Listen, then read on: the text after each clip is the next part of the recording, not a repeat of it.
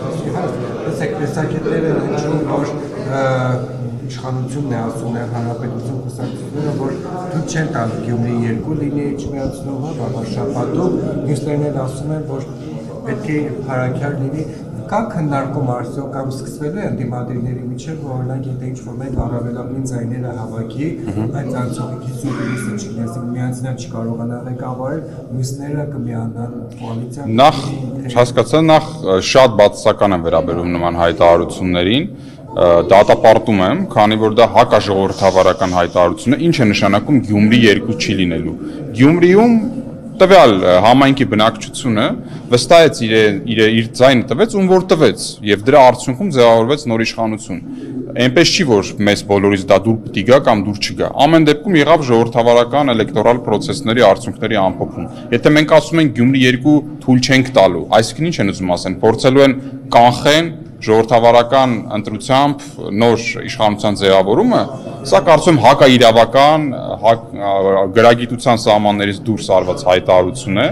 որը նորից պետք է խստորեն դատապարտել։ Ինչ վերաբերվում է ձեր հարցի բուն էությանը, այս պահին իհարկե, քանի դեռ որևէ արդյունք չկա, ընտրությունները չեն եղել, կոնկրետ ոչ մի բանի մասին խոսալ հնարավոր չէ, բայց մշտապես հայրենի կուսակցությանը, հակուսակցությունը հանդես է եկել այն դիրքերից, որ պետք է անենք մեզանից կախվածը քաղաքացիական պայմանագրին, տեղերում,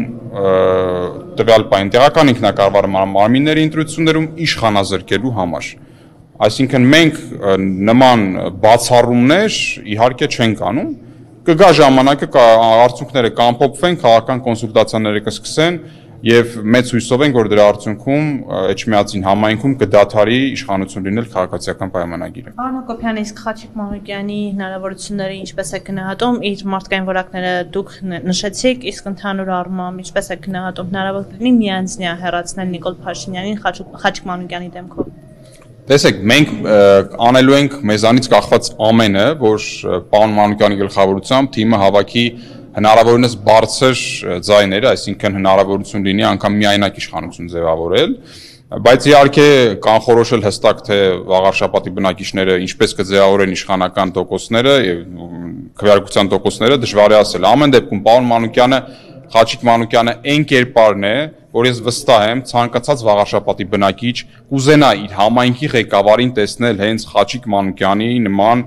եւ փորձի առումով կառավարչական եւ կենսափորձի եւ բարոյական արժեքների եւ խոսքի եւ կեցվածքի առումով հենց այնպիսի մարդ, այնպիսի համայնքի ղեկավար, ինչպեսին Խաչիկ Մանուկյանն է, հետեւաբար ես գնահատում եմ շատ բարձր իր շանսերը ձևավորելու իշխանություն լինելու համայնքի ղեկավար։ Շնորհակալ եմ։